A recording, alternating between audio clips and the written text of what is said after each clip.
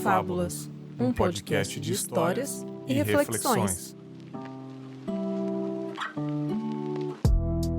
Olá, ouvintes! Sejam bem-vindos ao Confábulas, eu sou o Bergs e hoje, penúltimo episódio do ano, será? Eu sempre falo que tá acabando, mas eu sempre engato mais um episódio. Final de ano eu gosto de fazer uma maratona porque eu demoro pra voltar. Esse ano a gente trabalhou muito editando, produzindo, então eu vou dar um gás no Confábulas que vocês merecem. Hoje vamos falar mais uma vez sobre jornalismo, mais especificamente o consumo da informação. Os textos, os vídeos, como as notícias chegam até você. Será que as pessoas ainda têm paciência para ler artigos completos ou estão apenas presas nos vídeos virais e nos comentários de redes sociais? Para discutir esse assunto, para dar opinião, para a gente trocar uma ideia bem legal aqui, temos a honra de receber mais uma vez aqui no Confábulas, acho que pela terceira vez. Terceira de 99, eu espero. A jornalista Camila Olivo. E aí, Camila, beleza? Já pode pedir música? Pô, pelo amor de Deus. Oi, tudo bem, Bergs? Obrigada. Uma honra ser convidada reiteradamente aqui para essa conversa. Fiquei muito feliz por lembrar de mim mais uma vez. Com certeza. Primeira vez que gravamos foi um espetáculo. No off eu disse pra ela que é um dos meus episódios favoritos, o podcast sobre sensacionalismo. Muito bom, se você ainda não ouviu, se você é novo. Eu sei que chegou gente nova esse ano pelo Spotify, pelo Remember do Spotify, pela retrospectiva, eu vi que chegou mais de 50% de gente nova. Então, por favor, só colocar sensacionalismo, confábulos aí que vocês acham. Que episódio, senhores, que episódio. Quero começar esse assunto já nesse aquecimento, perguntando pra Camila. Camila, você escreve textos e notícias pro jornal Metrópolis hoje, né? Acredito eu que é um dos maiores portais do país hoje em dia, né? É muito grande, tá em todo lugar. Você, mesmo sem seguir, ele vai aparecer pra você, essa é a verdade, né? E com tantas informações chegando a cada segundo, vídeos rápidos em redes sociais, quero saber como que você enxerga o espaço e a relevância do texto escrito no jornalismo hoje em dia. É muito importante, óbvio, sempre tem que ter, mas a relevância muda, acredito eu. Ela vai mudando porque ela vai transformando a notícia, como a gente conversou. Ainda existe um público que busca essa profundidade ou a preferência tá mudando completamente, na sua opinião? Eu não sei se existe um público que busca profundidade, mas ainda existe um público para texto. Eu trabalho especificamente no site do Metrópolis. O Metrópolis, ele é muito forte nas redes sociais. Invariavelmente, quando eu conto para alguém que hoje eu estou trabalhando no Metrópolis, a resposta que eu tenho, eu sigo.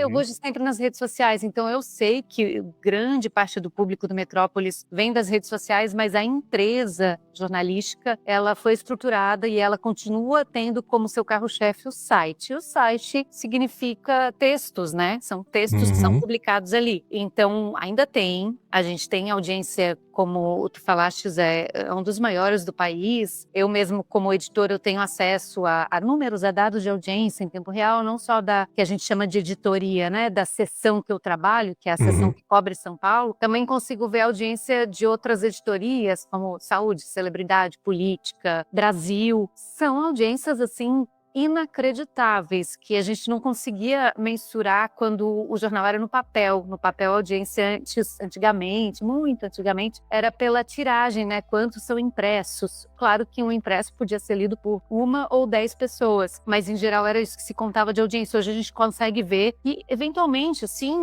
não raro, numa matéria tem mais de 1.000 pessoas naquele momento lendo. 1.000, 2.000, dependendo do tamanho do assunto. 3.000 pessoas num instante lendo é muita coisa. Eu tô falando no instante, tá? Não tô falando acumulado. No acumulado, as matérias acumulam uma audiência gigantesca. Então, tem público. Quando você vê 1.000 pessoas comentando, já é muito. Agora, instantaneamente, é absurdo, cara. Eu não sei se buscam a profundidade que foi a tua pergunta, né? Porque a gente também consegue medir, a gente tem ferramentas para medir o scroll, quanto que as pessoas estão rolando aquele texto, para saber se elas chegaram até o final. Nossa. Então, muitas das vezes a gente vê que o tempo de leitura, ele é de segundos. A pessoa se interessa por aquele assunto, ela viu o título, ela quer saber um pouquinho mais, ela clica, lê o primeiro parágrafo e desiste, ou porque não interessou, ou porque não tem mais paciência, ou porque o consumo dela já é muito acelerado. Então,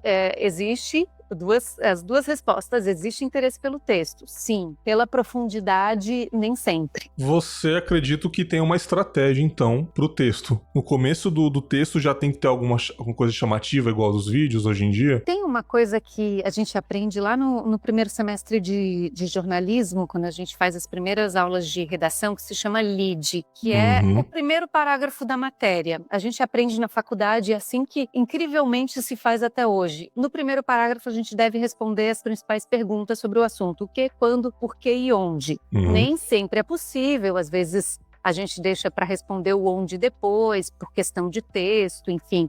Às vezes a gente faz um texto um pouquinho mais literário, que é botar uma firulinha. Ou se eu vou fazer um texto sobre um viral na internet, eu não consigo responder essas perguntas, né? O porquê, nem o onde. Então eu vou fazer um textinho um pouquinho mais diferente. Mas, em geral, a gente ainda segue essas regras. E você pode observar uma matéria de TV, de rádio, de internet, em geral, ali no lead, vai ter o principalzão e aí vem o contexto. Então isso a gente ainda segue. Onde a gente coloca mais estratégia é no título. A gente precisa fazer com que pelo título, a pessoa não tenha tudo da notícia, não entregue tudo ali, e 2, que ela tenha interesse em clicar e saber. Então, eu vou tentar dar um exemplo prático, assim, o dólar não, em dólar a gente vê que o dólar já tem no título ali, tá R$6 o dólar e tal. Como eu poderia usar essa estratégia? Dólar bate recorde nesta quarta-feira. Saiba quanto vale. Entendeu? É aí que no primeiro parágrafo já vai estar dizendo. Não vou esconder nesse sentido, assim, porque é o que a gente chama de hard news, é notícia factual do dia, então a gente respeita um pouquinho as regras do jornalismo. Tu vai ver que se tornam cada vez mais comuns os títulos com veja como, saiba onde.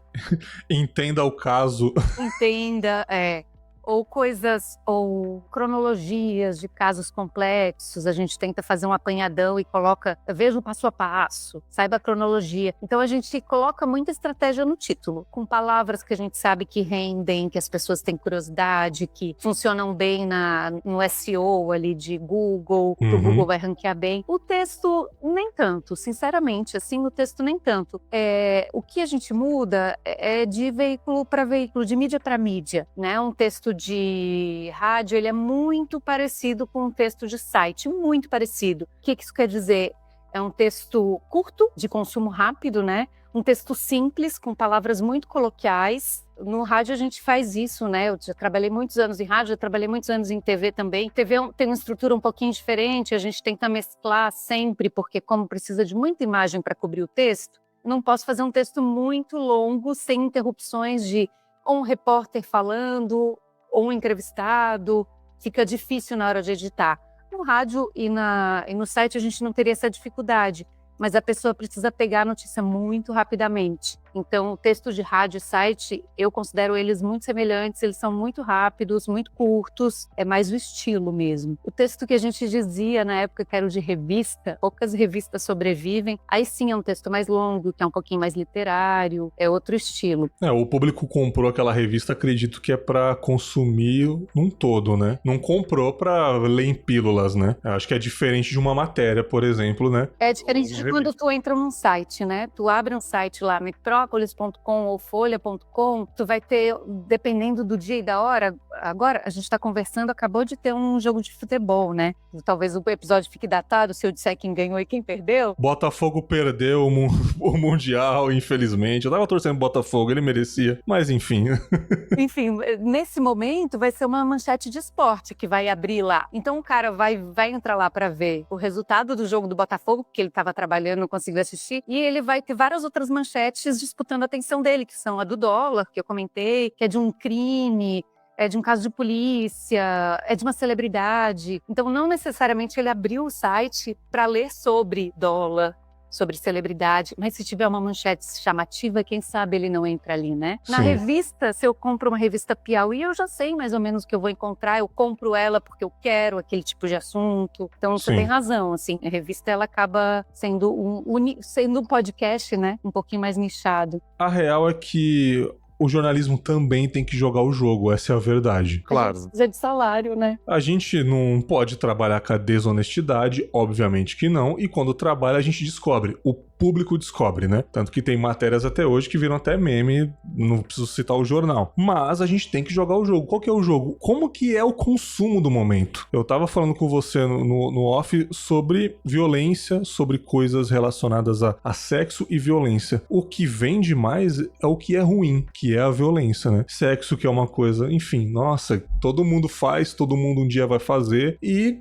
Não, é conservador demais, sabe? É estranho, é uma repulsa que o público tem de saber. Ou então algum famoso fala o que faz na cama. Eu gosto disso. Nossa, que desnecessário. Sabe? Beleza, pode ser desnecessário. Agora, notícia de fulano que foi atropelado, facção criminosa. Veja o vídeo. Quando tem um vídeo de uma câmera de segurança, veja a loja que foi assaltada. Se o vídeo é de uma câmera de segurança, meu amigo, aquilo dá muito clique. O povo vai ver. O povo vai, mesmo não gostando, vai compartilhar. Acredito que notícias em textos, como você faz, acho, na minha opinião, que dá ainda mais cliques quando é uma notícia, por exemplo, infelizmente, de um crime em casa, de um crime de feminicídio, por exemplo. Eu moro em Minas Gerais e até falo com a minha mulher aqui em casa que o que mais tem em Minas Gerais é notícia de trânsito e violência doméstica. Infelizmente. O que mais tem em Minas é violência doméstica. É tipo 50 notícias no MGTV aqui de manhã sobre violência doméstica. É impressionante. Mas eu acredito que o jornal traz esse conteúdo porque a galera vai ver. A galera revoltada, indo trabalhar, batendo um pé, não é possível que ele fez isso. A galera não desgruda da informação. E como você tem as métricas, acredito que as métricas de violência relacionadas a notícias de violência são bem mais clicadas. São. Ou eu estou errado? Não tá. E a gente é muito questionado, né? A gente jornalistas, assim, eu não gosto de jornalismo porque não gosto de ver jornal na TV porque é só desgraça, não mostra nada de bom. Eu já trabalhei por muitos anos. Acho que a maior parte da minha carreira foi inclusive em TV e a gente também tinha acompanhamento de audiência em tempo real. E eu passei por um momento, um episódio específico ali do meu trabalho em TV, em que o telejornal do grupo onde eu trabalhava estava começando a perder audiência para um outro telejornal e que trazia muito caso de polícia. Estava perdendo audiência, necessariamente estava perdendo patrocínio, né, cliente. E o que ele fez? Começou a trazer polícia também. O que aconteceu? A audiência veio, respondeu a esse novo formato, esse novo conceito de trazer mais polícia. Então, eu concordo, tem muita desgraça, infelizmente. Eu preferia ter notícias muito mais positivas, mas as notícias positivas, e aí eu digo com base em métricas, assim, não são clicadas. O que rende mesmo é tragédia. Infelizmente, o que rende mesmo é tragédia. Aí, como é que a gente trabalha, Bergs? O que a gente tenta trabalhar, né? Que a gente tenta fazer um jornalismo, assim, honesto. É óbvio, é notícia. Crimes são notícia, a gente tem que noticiá-los, né? Tu citaste feminicídio, tem que noticiar, cara. Assim, antigamente não era nem problema feminicídio, né? Sim. Hoje em dia a gente sabe que não pode. O que a mulher fez antigamente? Ela fez alguma coisa, não apanhou de graça não, né?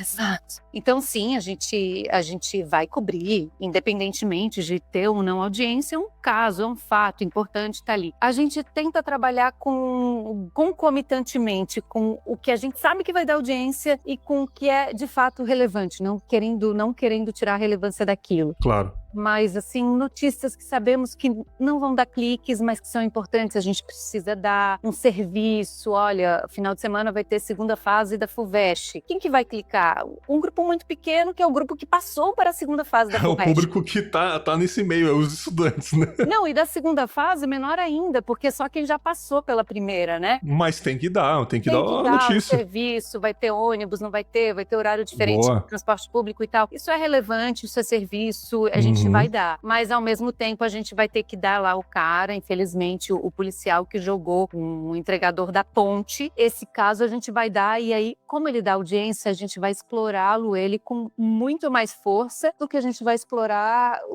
a segunda fase do vestibular da FUVEST, né? A diferença dessa notícia do policial, por exemplo, a notícia que ele fez com o cidadão lá que jogou da ponte, e depois, logo em seguida, vem o sensacionalismo, entre aspas, mostrando ele chorando, mas num tom de veja Aí o negócio da polícia lá, veja, policial que jogou o rapaz da ponte está chorando. O que vocês acham? Aí o emoji assim, o derrame das discussões no comentário, né, cara? Isso. E aconteceu um episódio muito louco. Eu tava no Rio de Janeiro ano passado, morava lá. Morei 1 ano e pouco lá. Aí eu estava indo pegar um carro numa locadora de veículos. Aí eu parei o carro assim na rua, foi num barzinho que eu adorava almoçar lá, comidinha gostosinha, R$15 ali, maravilhoso, do lado do shopping. Nossa, R$15?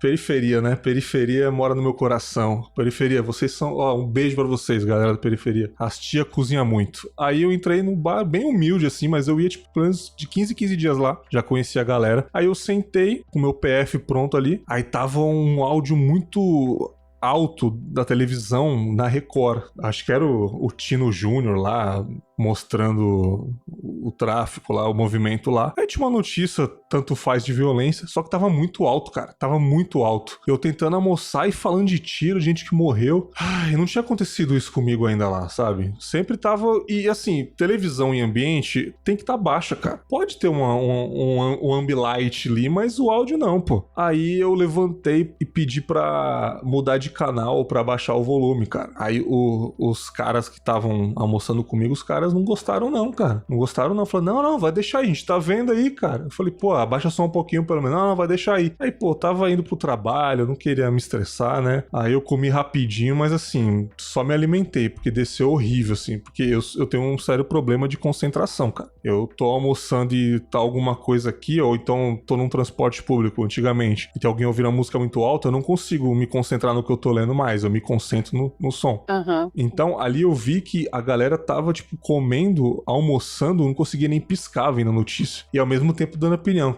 Essa bandidagem, né? É foda.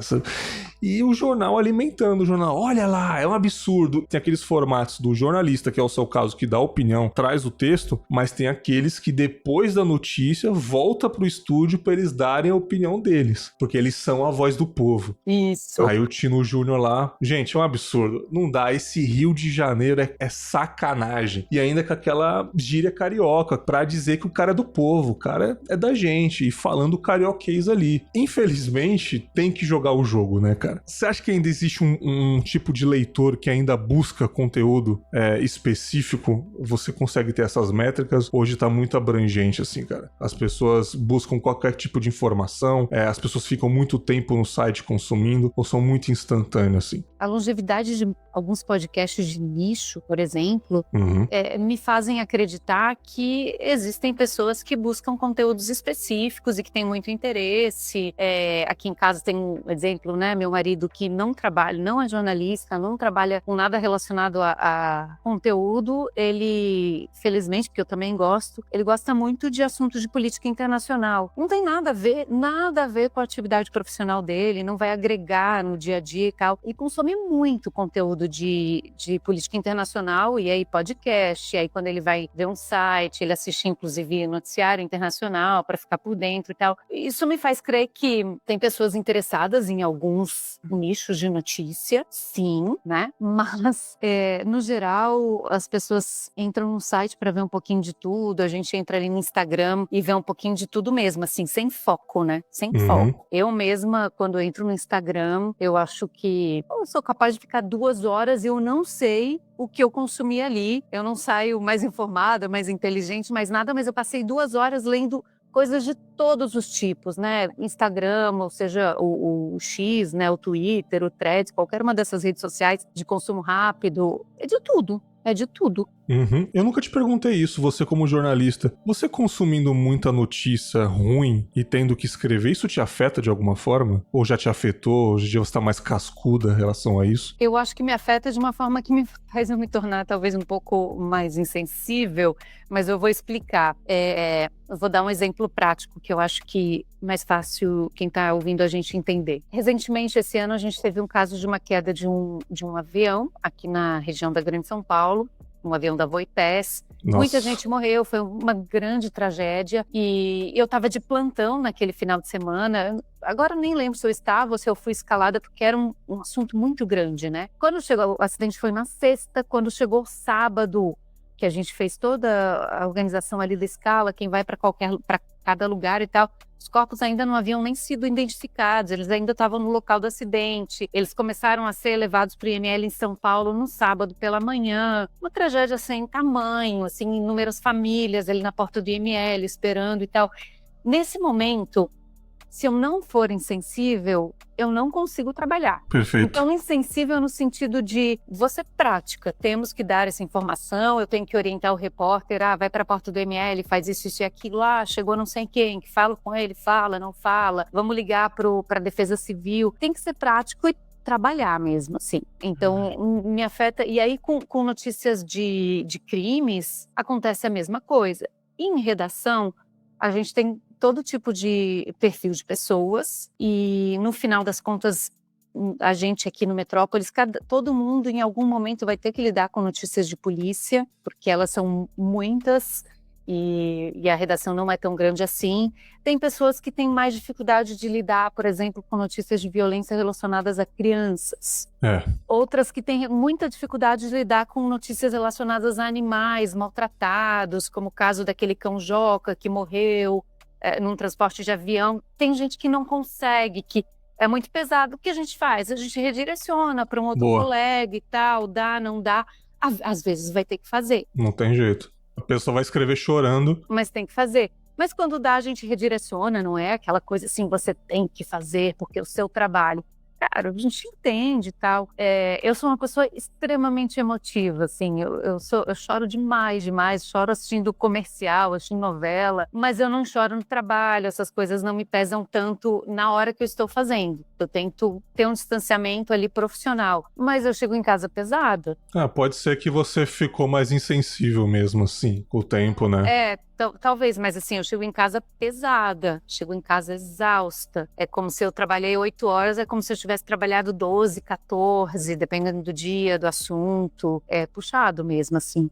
Alguns assuntos, por exemplo, esse que nós citamos de um homem que foi jogado de uma ponte por um policial, alguns assuntos, na hora, a gente já percebe que são assuntos gigantescos, assim, como é que uma pessoa em sã consciência faz isso? Na hora que eu assisti aquele vídeo pela primeira vez, eu já percebi, meus colegas já perceberam, cara, isso é um divisor de águas, talvez, na história da violência policial no estado de São Paulo. Aí aquilo naquele momento pega, a gente fica revoltado, a gente discute com o colega do lado, isso é um absurdo. Passou, bora escrever esse texto. Não, vamos atrás, tem que ir atrás.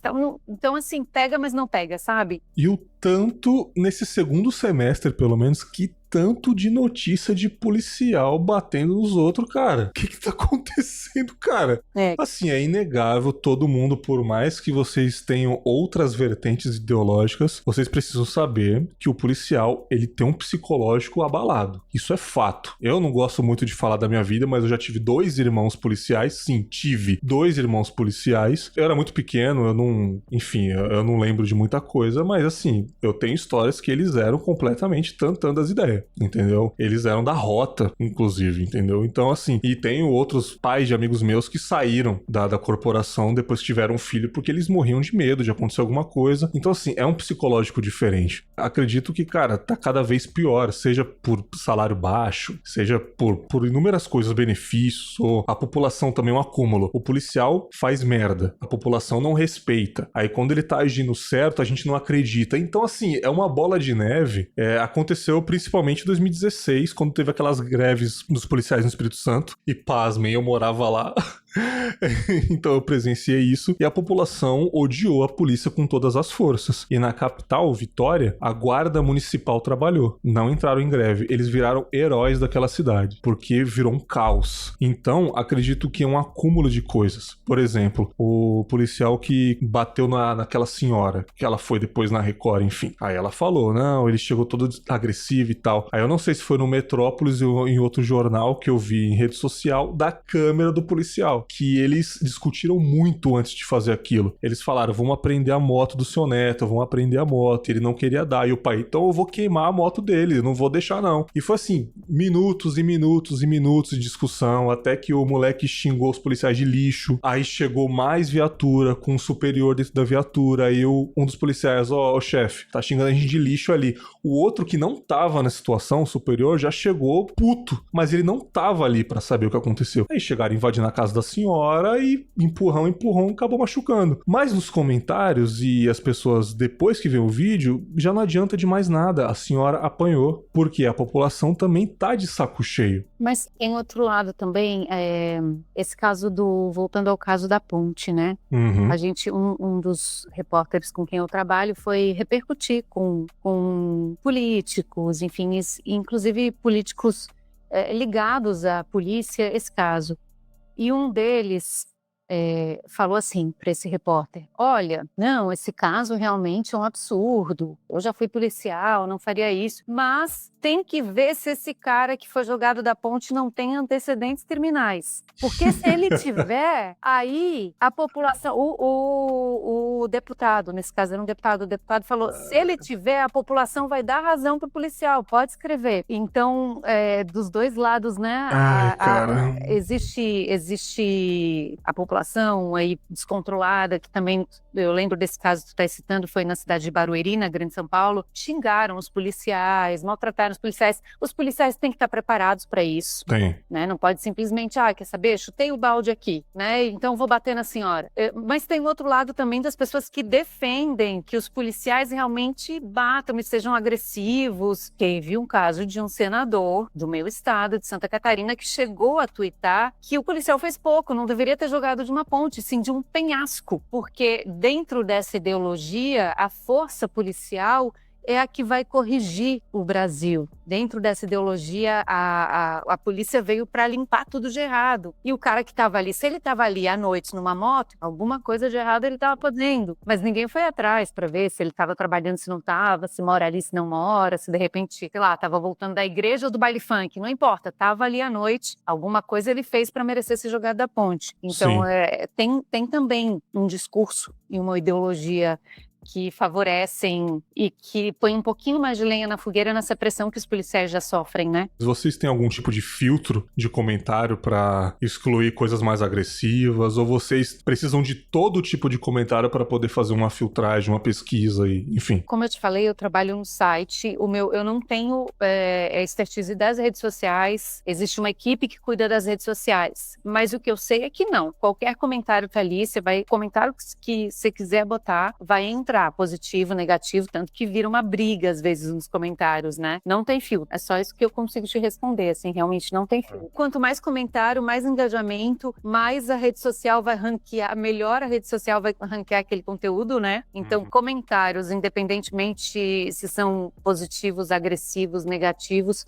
quanto mais melhor pro conteúdo circular ali, né? Acho que só famoso quando faz merda que desativa comentário, sim, né? Sim. Pode apostar, famoso traiu, aí você vai lá, comentários desativados. Então, para veículo de jornalismo, não faz sentido desativar o comentário, porque o comentário é o que vai fazer aquela postagem chegar mais longe, né? Falando nisso, tem matéria sua que foi bem produzida, você achou legal e não viralizou, não teve muito clique, e você falou, poxa, como você lida com essa frustração? Se é que você tem frustração sobre isso, ou é só mais uma matéria, a resiliência permanecerá no meu corpo?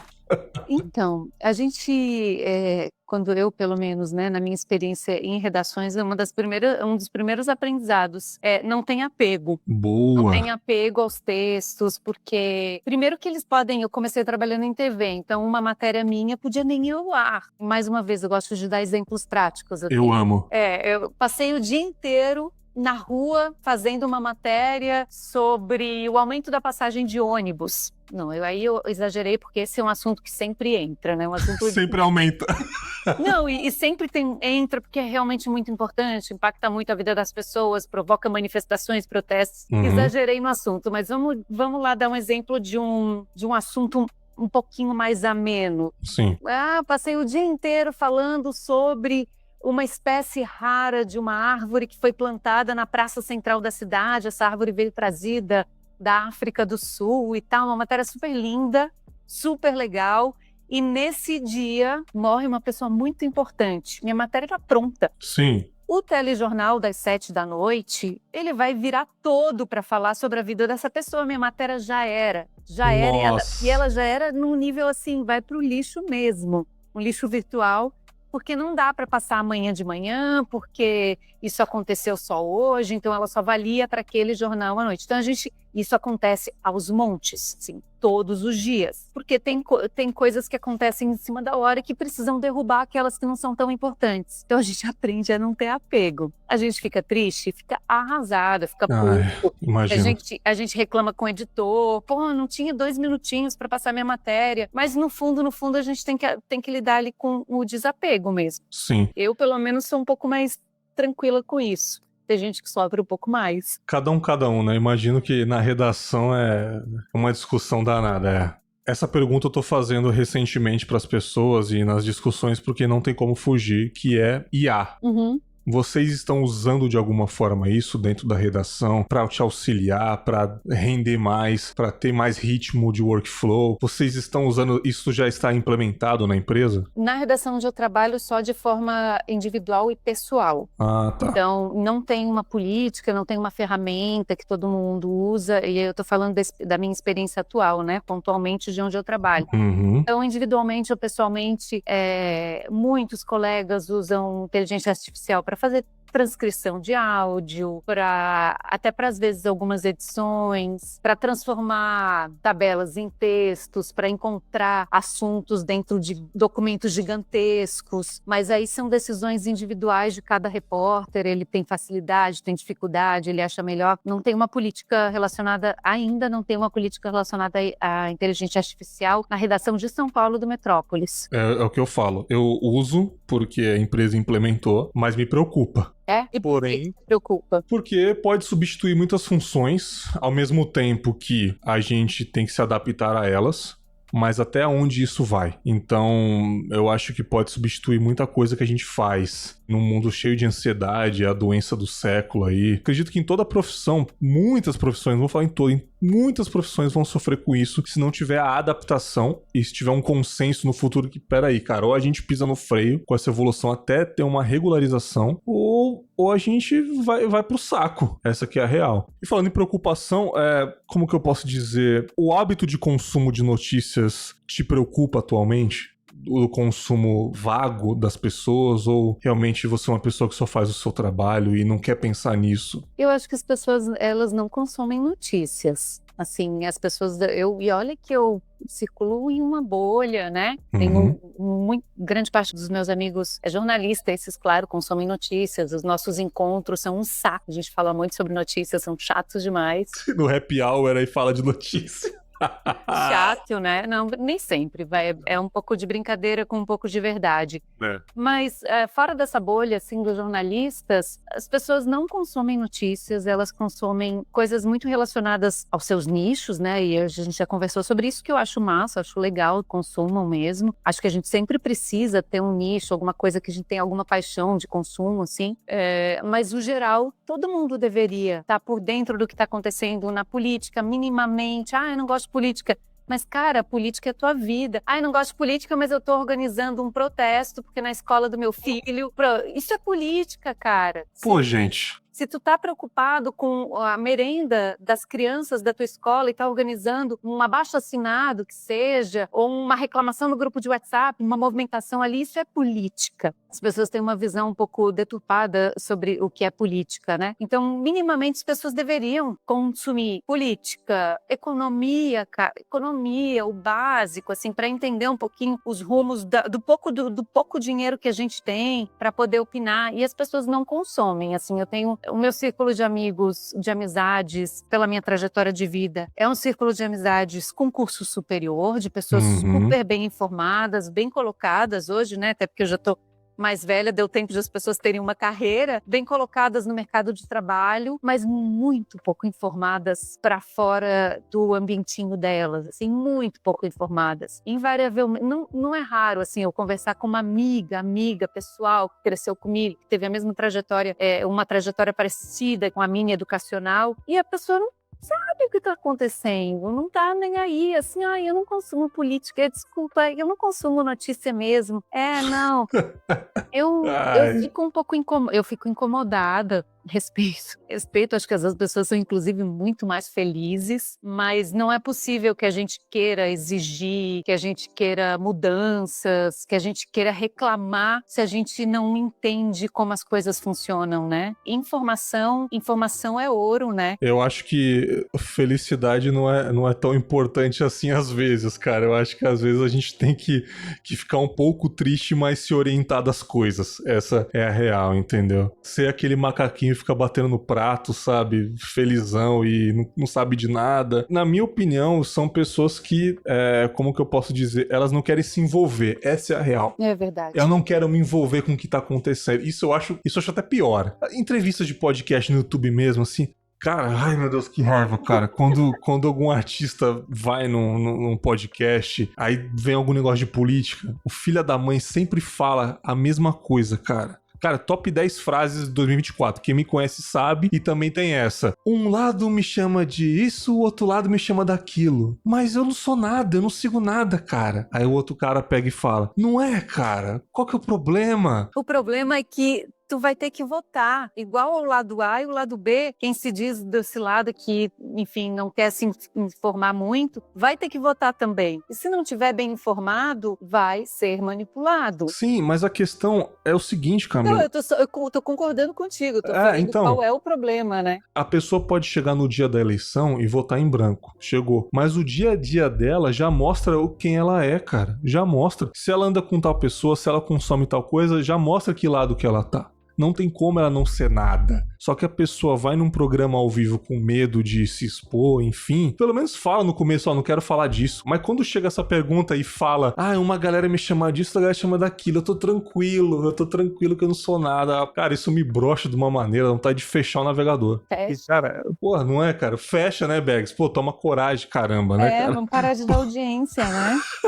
Não é, cara? Eu queria saber qual que é o maior desafio no jornalismo pra você hoje em dia. Se é que você tem isso na ponta da língua. Tem um monte. Essa questão de lidar com a audiência é um baita de um desafio. É uma pressão? É uma pressão, sim. É porque mistura um pouquinho de tudo que a gente conversou, né? De falar, você já escreveu. Hoje eu escrevo pouco, né? Eu sou uma editora, então eu leio eu oriento os repórteres e leio os textos dos repórteres e eventualmente escrevo algumas coisas também. Mas é um pouquinho do que a gente conversou, assim, você não tem frustração de escrever um assunto ou de orientar um repórter, de vocês fazerem uma pauta incrível e ninguém lê. Eu disse que não, que eu tenho desapego, mas é um desafio. A gente tem que estar sempre correndo atrás da audiência e é cansativa, desgastante e tem que fazer.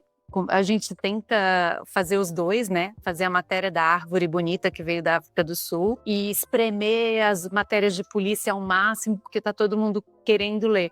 Esse é um desafio, assim, para mim. É um desafio até pessoal, de um pouquinho de frustração. Eu digo que não, mas tem um pouquinho de frustração. Não era bem isso que eu queria fazer, não era sobre esse assunto que eu queria estar falando. E aí tem os desafios, assim, de como o jornalismo ele é muito presente na vida pessoal também, né?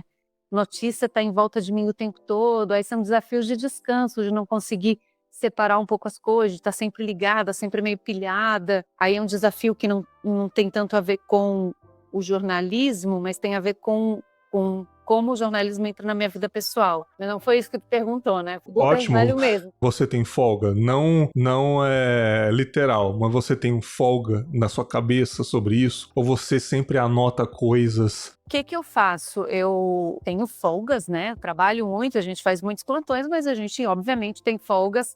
Na sexta-feira eu saio do trabalho. Se eu vou ter um final de semana de folga, eu arquivo uma média de 15 grupos de WhatsApp. Meu Deus do céu.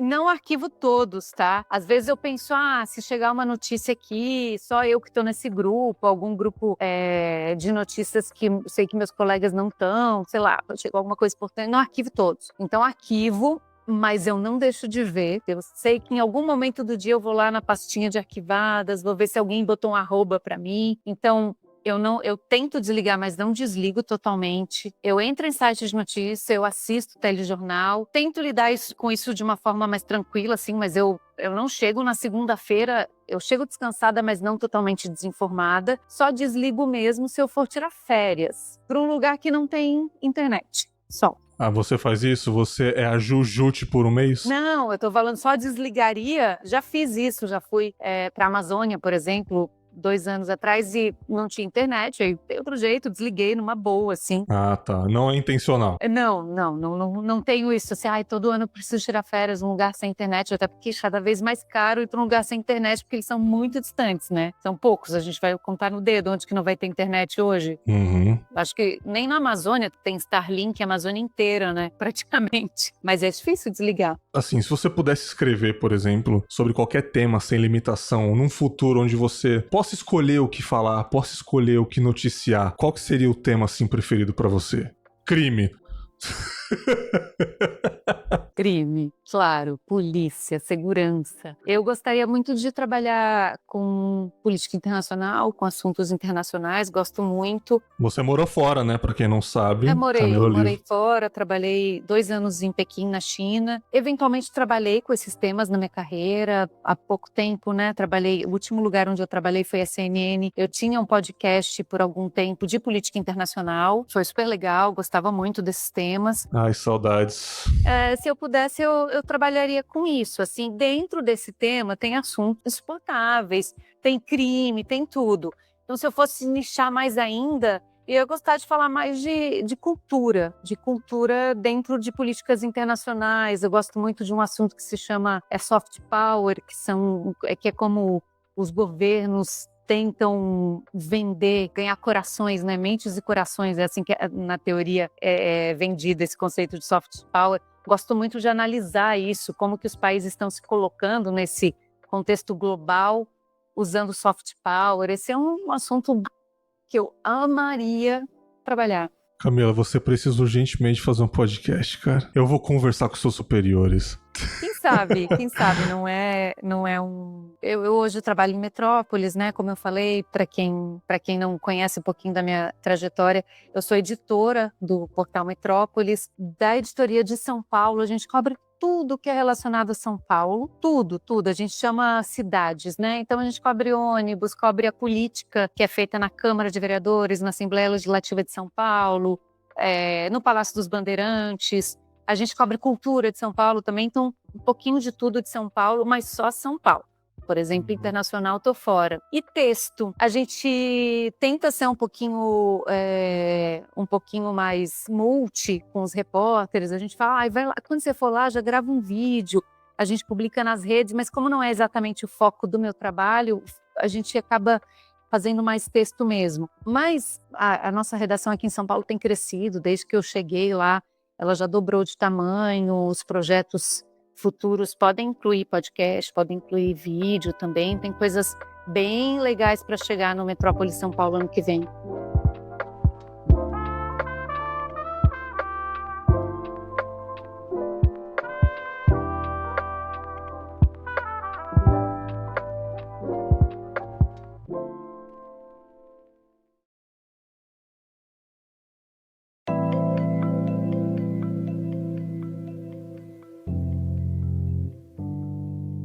Pra gente ir pra uns finalmente aqui, uma coisa mais aberta, assim, mais ampla. Sua maior satisfação como jornalista? O que te atraiu, o que te atrai, o porquê disso? Porque, assim, eu adoro conversar com jornalista no Confábulas, eu já entrevistei alguns, você é a 3ª vez aqui e mais uma meia dúzia já veio aqui. Adoro falar sobre isso, cara. Adoro falar. O meu nicho favorito de podcast é sobre investigação, né, cara? Então eu adoro isso. Um documentário investigativo. Cara, pra mim é a raiz do jornalismo. Eu amo isso. O jornalista viajar só por causa de um papel A4 de alguém e arquivar aquilo dentro da agenda dele e fazer um áudio sobre isso. Cara, isso é apaixonante pra mim. Uhum. Então, na sua opinião, o que te atrai nessa profissão de jornalista, Camila? O jornalismo mudou minha vida. Assim, eu não vou falar de uma matéria específica, eu fiz coisas muito legais, entrevistei pessoas super famosas, conhecidas, incríveis, que quando eu conto, assim, você já entrevistou fulano? Já. Nossa, que demais. O jornalismo mudou minha vida pelo contato com realidades que são muito diversas à minha realidade. Eu sou uma mulher que nasceu cercada de muitos... Eu não gosto nem de falar privilégios, mas cercada de muitos direitos exercidos, que não deveriam ser privilégios, por isso que eu não gosto de usar essa palavra, acho que privilégio é muito exclusivo, acho que são direitos que eu tive, que foi um direito à boa educação, direito a uma família, direito à casa. Então eu cresci numa bolha, que não é a realidade de muitos brasileiros. Cresci numa bolha, estudei em escolas particulares, cresci no sul do país, numa cidade muito bem desenvolvida, Florianópolis, na época, né? Ela tem muitas mazelas, muitas dificuldades, mas incomparáveis às de São Paulo. E foi o jornalismo que me fez para fora dessa bolha. O jornalismo me levou para a China, por exemplo, né? Contei há pouco, que eu morei 2 anos em Pequim trabalhando como jornalista. O jornalismo me levou para a Praça da Sé para conversar com moradores, com pessoas em situação de rua. Me levou para Cracolândia, que são lugares para onde eu jamais iria, pessoas com quem eu nunca conversaria. Eu seria outra pessoa se eu não fosse jornalista. Que maravilhoso. Então, assim, é difícil encontrar um jornalista que tenha tido experiências de rua mesmo, de conversar com pessoas, de conhecer pessoas e que não tenha sua vida transformada por essas realidades tão diversas, assim. Já entrevistei, como eu falei, pessoas muito famosas que vivem cercadas de luxo e por ter tido contato com um cara lá na Cracolândia, essa entrevista não me deslumbra. Porque eu sei que aquilo é um retrato de uma realidade, mas não é a realidade inteira. E eu convivo com pessoas que vivem só um retrato de uma realidade. E eu tive a sorte de escolher uma profissão que me fez entrar em contato com várias. E eu sou muito apaixonada pelo jornalismo e sou muito grata por ele ter me trazido essas oportunidades. Não são oportunidades incríveis, assim, nunca viajei de jatinho. Eu falo que me levou à China, mas assim, foi uma oportunidade de trabalho, não é que eu ganhei uma viagem de graça num hotel 5 estrelas na China. Eu não tive o jornalismo não me trouxe isso, assim, mas me fez uma pessoa muito, talvez mais insensível, como a gente falou. Talvez, porque a vida é dura demais pra gente ser sensível o tempo todo. Me fez uma pessoa muito mais real, sabe? Pô, mas é o que eu falei, às vezes até importante você ser triste às vezes e ter frustração, ser feliz o tempo todo não dá certo não, e as pessoas esquecem que a gente sabe das coisas porque um jornalista publicou. Obrigada por falar isso. A gente sabe de tudo que acontece porque tem um jornalista lá com o microfone no meio da rua, porque alguém na bancada tá falando sobre aquilo por uma matéria que a gente leu, porque um jornalista escreveu. Eu sei que as pessoas se renovam, tem jornalista o tempo todo estreando na TV, principalmente pessoas negras, e sempre quando o jornalista negro aparece numa matéria ou no ao vivo, ele republica ele mesmo e fala: galera, minha primeira matéria. Isso eu acho sensacional, né? A tendência é melhorar, eu espero. E um conselho que você daria pra quem tá começando no jornalismo agora, você tem um conselho, você não gostaria de se encaixar nesse lado, você não se sente tão importante assim, ou você realmente, todo mundo pode dar um conselho, qual o problema, né? Dá para dar um conselho, sim, não por eu me sentir importante, enfim, mas porque eu já tenho uma caminhada, né? São mais de 20 anos de jornalismo e eu acho que é um conselho que vale não só para quem é jornalista, mas para outras profissões também. Eu gosto de falar isso para os meus colegas que estão começando. Faz o teu. Assim, a gente fica muito ansioso, até pessoas mais experientes, em vou postar nas redes sociais, vou ter que fazer meu canal e tal. Não tem a ver contigo? Não faz. Faz bem feito o teu. Vai demorar? Pode demorar. Pode ser que a pessoa que se vende melhor, que vai lá e faz, pode ser que essa pessoa passe na frente, mas assim, faz o que te deixa confortável. Porque lá na frente também a vida cobra, né? A gente se arrepende de coisas que a gente não deveria ter feito, então faz o teu, as coisas vão acontecer no teu tempo, mas elas vão acontecer. Eu sempre falo para os colegas jovens, quando a gente faz bem feito, sempre tem alguém olhando. Tem gente que faz mais barulho e que todo mundo vai olhar na hora e vai falar, vai aplaudir, uau, você é incrível, porque eu cheguei na redação falando, nossa, hoje eu fiz uma super matéria, mas tem alguém vendo que a tua matéria está bem feita, tem alguém vendo matéria, trabalho, tua planilha, tua apresentação. Quando tu faz bem feito, sempre tem alguém. Eu sempre pulei de emprego para emprego porque alguém estava vendo que eu estava fazendo bem feito. Maravilhoso. Sempre fui convidada para trabalhar em lugares, fiquei desempregada, fui chamada para trabalhar em outros lugares porque alguém tinha visto eu fazer bem feito. Então acontece, assim, quando a gente faz o nosso, uma hora acontece. Cara, incrível. Camila, baita papo. Tô Que papo incrível. Foi incrível ouvir as suas reflexões, entender mais sobre os desafios e a importância do texto no jornalismo atual. Em tempos de tanta rapidez, coisas superficiais, né? Fica claro que o bom conteúdo, bem apurado, bem escrito, ainda tem o seu valor, né? Espero ainda tem, o público é pequenininho, mas ele ainda existe. Não é, cara? Ouvintes, esse papo incrível, a terceira participação da Camila aqui, aconselho vocês a ouvirem os outros 2 episódios que são muito bons, inclusive a segunda vez que ela esteve aqui foi sobre a trajetória dela, basicamente da onde ela veio, o momento da China que ela morou lá, ela falou bastante, né, cara? Eu lembro que teve até um momento engraçado, porque você fez política internacional há muito tempo, aí no episódio eu falei, aí a Camila vai dar uma opinião na internet sobre política internacional, aí vem o Marcelinho 123 e manda ela estudar, que ela não tá entendendo nada. Aí eu lembro que a galera riu pra caramba desse comentário, porque hoje em dia as pessoas... NASA, are you sure? Sabe? Lembra desse meme, cara? Cara, a NASA divulgando fotos lá da Amazônia. Tem certeza, dona NASA? É basicamente isso. Mas assim, cara, ao mesmo tempo que existem pessoas assim, a gente tem sempre que estar enfatizando os profissionais aqui, né? Pra ficar pelo menos essa balança de quem sabe muito, de quem não sabe, mas quem não sabe vai ser descartado várias e várias vezes. Então, eu acho que é importante trazer pessoas aqui pra falar sobre a profissão delas, pra refletir junto comigo aqui. E assim, foi um episódio que eu queria muito fazer, né? A gente demorou um pouquinho pra agendar isso, pois, né? A vida adulta é isso, a gente tem que perguntar antes de fazer, às vezes, né? É importante, né? Mas, Camila, obrigado, cara. Obrigado. Espero que em 2025 você venha novamente aqui pra gente falar sobre mais alguma coisa, né? Fora desse âmbito ou dentro desse âmbito, enfim. Fala suas redes sociais, onde a galera pode encontrar o seu trabalho. Fique à vontade, o espaço é seu. Metrópolis.com/São Paulo. Leiam as nossas matérias, a gente precisa de muito clique. É com isso que eu trabalho todos os dias, com busca de cliques pela audiência nas nossas matérias. Claro, sigam as redes sociais também e tal. Claro. Mas a gente faz um trabalho, acho que julgo, bem honesto ali na redação. A gente faz com bastante trabalho, com bastante responsabilidade. Eu estou no Instagram, Camila Olivo. Ele hoje é um Instagram fechado. Manda uma mensagenzinha ali, eu te ouvi no Bergs. Me adiciona. Eu adiciono um monte de gente que eu não conheço. Ele é fechado por razões pessoais. Às vezes a gente tem fases mais... Mas eu também sempre foi. Sempre foi, não, meu não.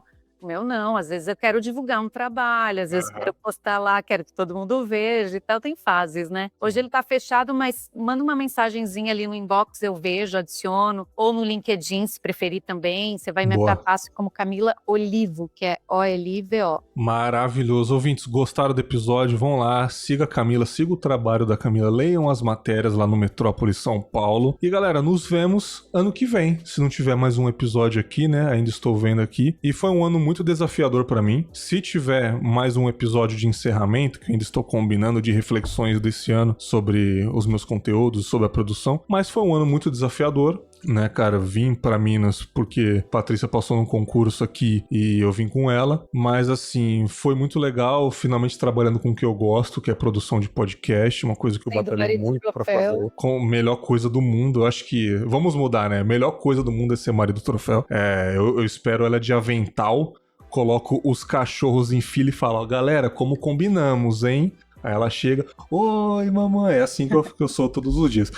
Mas brincadeiras à parte, foi um ano muito desafiador, foi muito bom, foi cansativo, mas quando a gente cansa fazendo o que gosta, é menos cansativo, sabe? É um pouco menos cansativo. Imagina cansar fazendo o que não gosta. É muito pior, né? Então, assim, foi cansativo, mas foi bom, não tenho o que reclamar. Os poucos conteúdos que eu fiz esse ano pro Confábulas foram ótimos e espero que em 2025 eu tenha tempo de fazer ainda mais conteúdos, porque Confábulas, assim como o jornalismo pra Camila é a vida dela, mudou a vida dela, o Confábulas também mudou a minha vida e a partir dele que minha vida se transformou em questão de produzir conteúdo. Então, ouvintes, até o ano que vem, um grande abraço e tchau!